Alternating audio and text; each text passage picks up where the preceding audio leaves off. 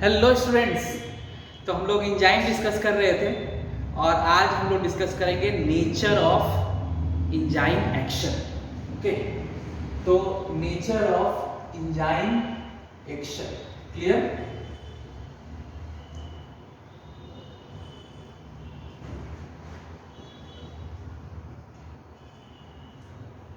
ये कुछ नहीं है बच्चों, मैंने बार बार आपको बताया हुआ है। तो नेचर ऑफ एंजाइम एक्शन मतलब कैसे एंजाइम एक्ट करते हैं। तो मैंने कई बार आपको बताया है कि जो एंजाइम है वहाँ पे एक एक्टिव साइट प्रेजेंट होता है जिससे सबस्ट्रेट आता है और बाइंड कर जाता है। उसके बाद एक एंजाइम सबस्ट्रेट कॉम्प्लेक्स बनता है और वो एंजाइम सबस्ट्रेट कॉम्प्लेक्स जो है वो थोड़ी देर के लिए बनता है। इट इज शॉर्ट लिव्ड और यू कैन से ट्रांजिएंट, थोड़ी देर के लिए बनता है। क्लियर। उसके बाद बॉन्ड ब्रेकिंग कराता है एंजाइम सबस्ट्रेट का, केमिकल बॉन्ड्स जो भी हैं वो ब्रेक होते हैं और उसके बाद तुरंत एक एंजाइम प्रोडक्ट कॉम्प्लेक्स बनता है और उसके बाद प्रोडक्ट रिलीज होता है और एंजाइम फ्री हो जाता है फिर से एक नए एंजाइम से बाइंड करने के लिए। तो सोचो क्या हुआ, पहले एक एंजाइम के ऊपर एक्टिव साइट है, वहाँ पे सबस्ट्रेट आया बाइंड कर गया, उसके बाद बन गया एंजाइम सबस्ट्रेट कॉम्प्लेक्स। क्लियर। और ये एंजाइम सबस्ट्रेट कॉम्प्लेक्स जब बना उसके बाद तुरंत बनता है एंजाइम प्रोडक्ट कॉम्प्लेक्स।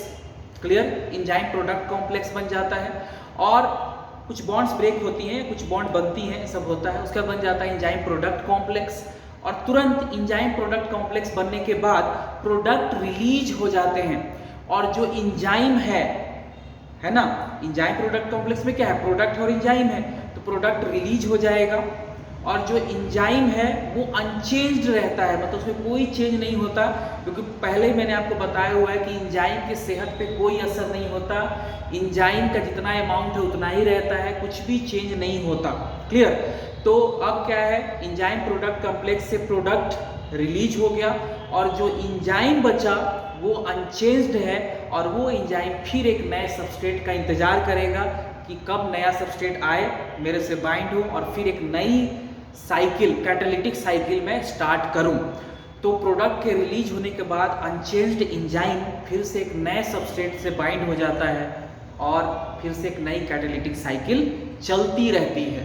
तो हमेशा यही होता रहता है। तो यहाँ पे क्या आपको ध्यान रखना, और कई बार मैंने बताया हुआ है आपको।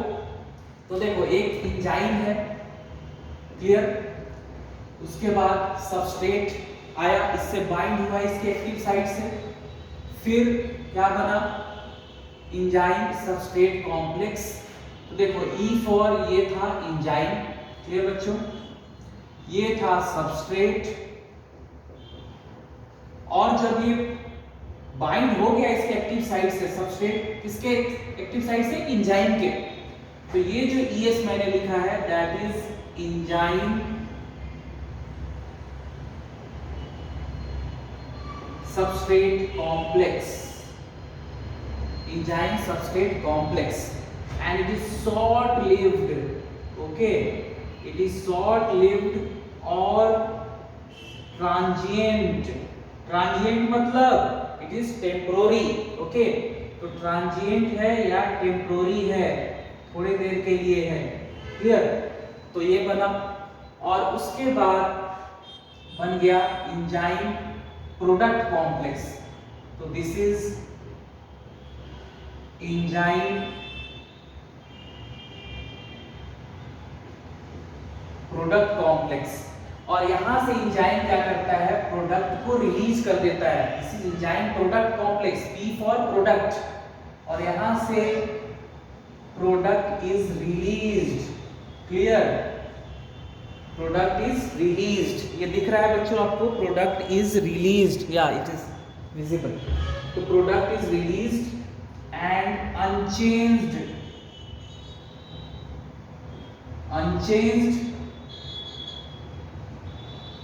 enzyme is now ready to bind a new substrate and a new catalytic cycle is started. Clear? तो यहाँ पे प्रोडक्ट इज रिलीज्ड, उसके बाद क्या हुआ?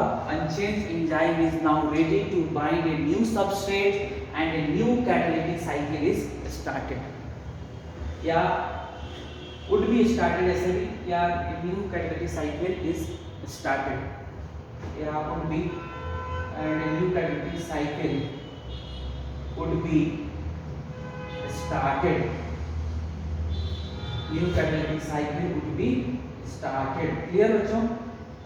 तो इस तरह से ही होता है, कई बार मैंने आपको ये बताया हुआ है।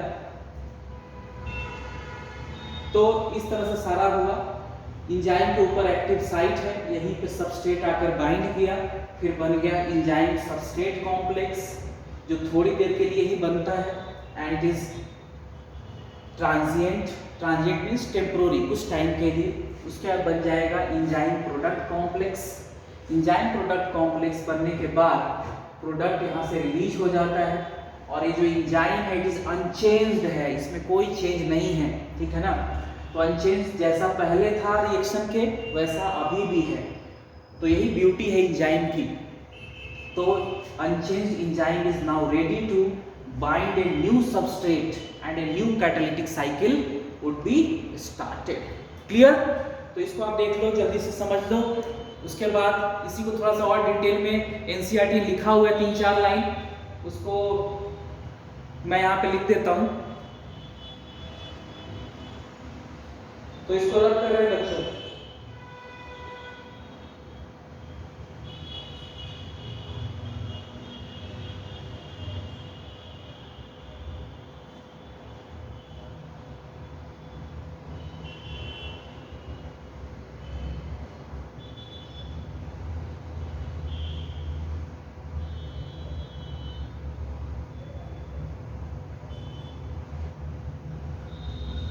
इसको रब करते हैं।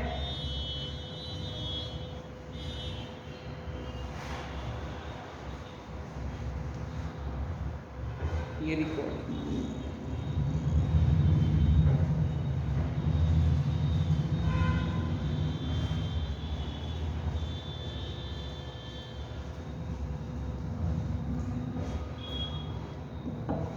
चलो, तो होता क्या है,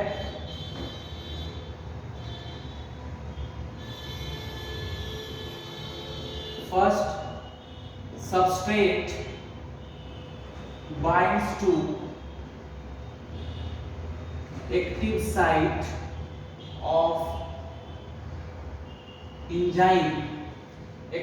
of enzyme and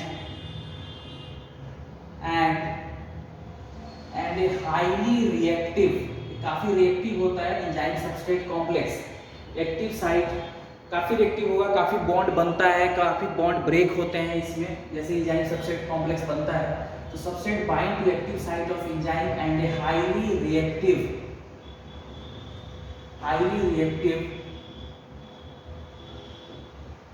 enzyme substrate complex is formed. Highly reactive enzyme substrate complex is formed. Highly reactive का मतलब कि अब इसमें बहुत सारे रिएक्शन होने वाले हैं, कुछ बॉन्ड बनेगा, कुछ ब्रेक होगा, ठीक है ना, क्योंकि प्रोडक्ट बनाना है। That is the meaning of highly reactive. तो हाईली रिएक्टिव का मतलब कि अब इसमें काफ़ी सारे बॉन्ड बनेंगे या काफ़ी सारे बॉन्ड ब्रेक होते हैं, ठीक है ना, तब प्रोडक्ट बनता है। Substrate complex is form which is short lived और transient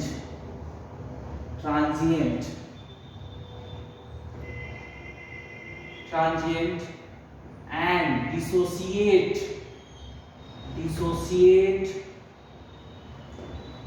into product dissociate into product and unchanged enzyme, dissociate into product and unchanged enzyme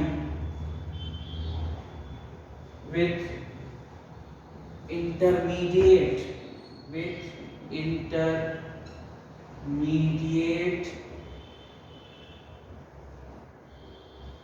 formation of enzyme product complex. तो बिल्कुल मैंने एनसीईआरटी के अकॉर्डिंग ही language लिखा है। देखो उसी को थोड़ा सा कॉम्प्लिकेटेड एनसीईआरटी ने बताया है, उसी को मैंने जानबूझ के लिखा है कि आपको और समझ में आए जब आप एनसीईआरटी पढ़ो तो substrate binds to active site of enzyme and a highly reactive enzyme substrate complex is formed. ये आपको समझ में आ गया होगा। हाईली रिएक्टिव का मतलब कि यहाँ पे हाईली रिएक्टिव का मतलब कि अब यहाँ पे कुछ बॉन्ड फॉर्मेशन होता है, bond formation and bond breaking साथ साथ चलता रहता है, इसीलिए एंजाइम सबस्ट्रेट कॉम्प्लेक्स को हम हाईली रिएक्टिव बोल रहे हैं। विच इज शॉर्ट लिव्ड, ये आपको समझ में आ गया, थोड़े टाइम के लिए रहेगा, and transient and dissociate into product and unchanged enzyme, ये आपको समझ में आ रहा है। विथ इंटरमीडिएट, कब डिसोसिएट हो रहा है? With intermediate formation of enzyme product complex. मतलब एनसीईआरटी को पहले ये लिखना था, थोड़ा सा कॉम्प्लिकेटेड लिखते हैं वो, कि एंजाइम से सबस्ट्रेट बाइंड किया, एंजाइम सबस्ट्रेट कॉम्प्लेक्स बना जो कि हाईली रिएक्टिव है क्योंकि वहाँ बॉन्ड बन रहा है, कुछ बॉन्ड ब्रेक हो रहा है। उसके बाद एक इंटरमीडिएट या उसके बाद जस्ट बनता है एंजाइम प्रोडक्ट कॉम्प्लेक्स, और उसके बाद वहाँ से अनचेंज्ड एंजाइम और प्रोडक्ट रिलीज हो जाते हैं। उसी को लिखा है लेकिन थोड़ा सा अलग वे में, transient and dissociate into product and unchanged enzyme with intermediate formation of enzyme product complex. मतलब ऐसे ध्यान रखना आपको कि एंजाइम प्रोडक्ट कॉम्प्लेक्स बना, उसके बाद डिसोसिएशन हो रहा है किसमें? प्रोडक्ट में एंड अनचेंज्ड एंजाइम में। मतलब जैसे मैंने आपको समझाया है वैसे ही समझना है, थोड़ा सा आप इंग्लिश समझ ही गए हो, तो इस तरह से एनसीईआरटी में लिखा हुआ है। क्लियर? तो शॉर्ट लिव्ड और transient and dissociate into product और अनचेंज्ड एंजाइम। अब प्रोडक्ट मिल गया हमें और अनचेंज्ड एंजाइम फिर से एक नई जैसे बाइंड कर जाएगा नए सबस्ट्रेट से जो अनचेंज्ड एंजाइम है, और उनके बीच में प्रोडक्ट और अनचेंज्ड एंजाइम के रिलीज होने से पहले एक इंटरमीडिएट फॉर्मेशन होता है। किस इंटरमीडिएट का फॉर्मेशन होता है? और वो है एंजाइम प्रोडक्ट कॉम्प्लेक्स। क्लियर? तो यही चीजें जैसे मैंने आपको समझाया उसी को इस तरह से थोड़ा सा इधर उधर घुमा के एनसीईआरटी में लिखा हुआ है। अब वो कौन कौन से स्टेप्स हैं, कैसे होता है ये, तो नेक्स्ट है steps of catalytic cycle. Steps of catalytic cycle, तो फर्स्ट में क्या होगा? Substrate binds to active site of enzyme. Substrate binds to active site of enzyme. Substrate binds to active site of enzyme.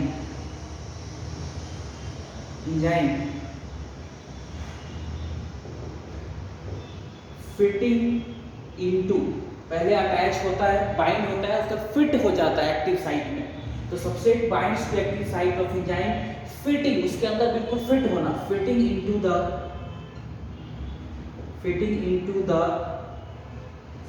The active site. Substrate binds, पहले bind करेगा and उसका पूरा fit हो जाएगा, fitting into the active site. Second,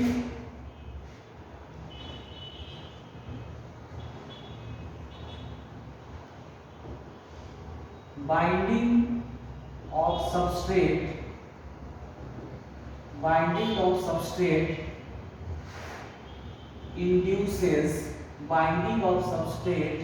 induces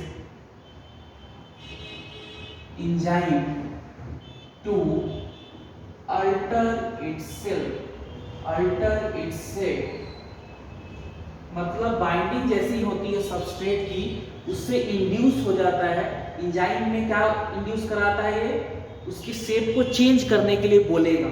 जैसे ही binding हुई substrate की एक्टिव साइट में, it induces enzyme to alter, मतलब एंजाइम का थोड़ा सा शेप चेंज होगा। मतलब देखो, मान लो इस तरह का एंजाइम है और इस तरह का अभी सबस्ट्रेट है, ये एंजाइम है, ठीक है, और मान लो इस तरह का सबस्ट्रेट है। तो अभी क्या होगा, ये सबस्ट्रेट है S और ये है एंजाइम। तो जैसे ही ये अटैच हुआ, यानी ये अटैच हो रहा है, अभी जैसे ही अटैच हुआ, तो अब देखना क्या होगा चेंज, थोड़ा सा इसका शेप और चेंज होगा, मतलब एक्टिव साइट का, कि थोड़ा सा ये और डीप चला जाएगा, इस तरह का देखो, मतलब यहाँ पे दिख रहा है आपको, अभी बस ये अटैच हो रहा है, उतना डीप नहीं है। अब ये कोशिश करेगा कि थोड़ा सा और मैं चेंज करूं, ये एंजाइम थोड़ा सा शेप और चेंज कर लूं मैं अपने एक्टिव साइट का, जिससे सबस्ट्रेट और मेरे अंदर फिट हो जाए। तो अब देखो यहाँ पे देखो, तो पूरा सबस्ट्रेट बिल्कुल फिट हो चुका है।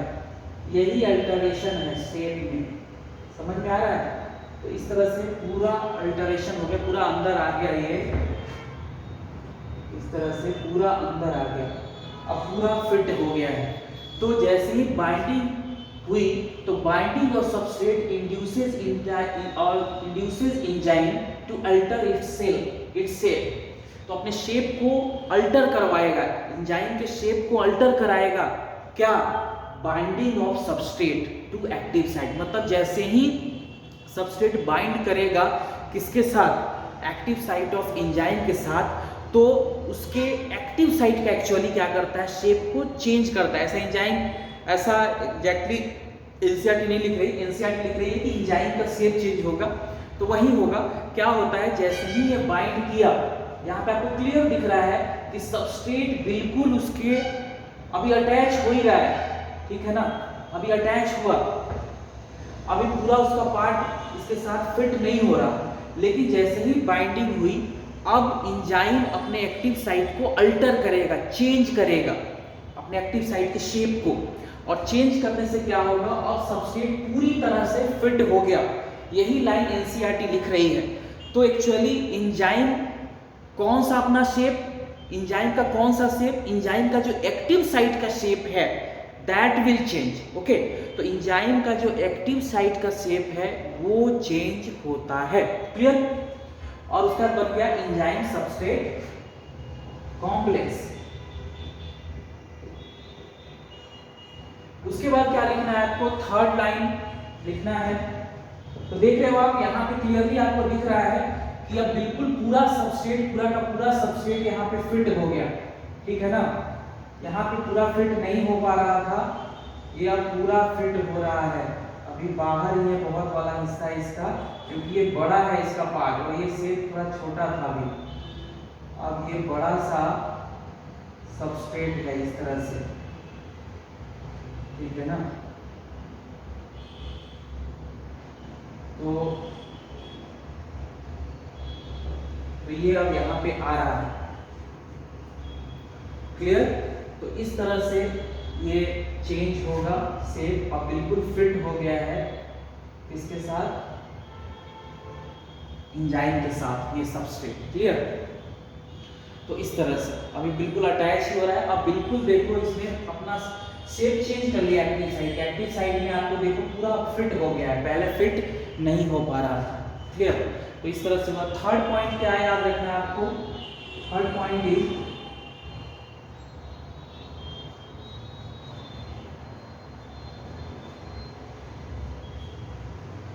now substrate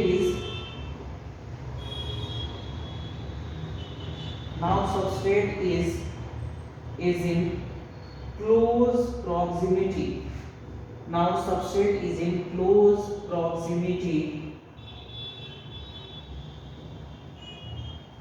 मतलब पास पास। Now substrate is in close proximity to active site. Now substrate is in close proximity. Proximity मतलब पास पास होना, पड़ोस में होना, प्रॉक्सिमिटी बिल्कुल पास, यानी पास पास होना, दैट इज द प्रॉक्सिमिटी। पास पास होना इज द प्रॉक्सिमिटी। ओके, बिल्कुल पास पास होना, that is the proximity to active site that leads to, अब बिल्कुल पास हो गया है, that leads to breaking of chemical bond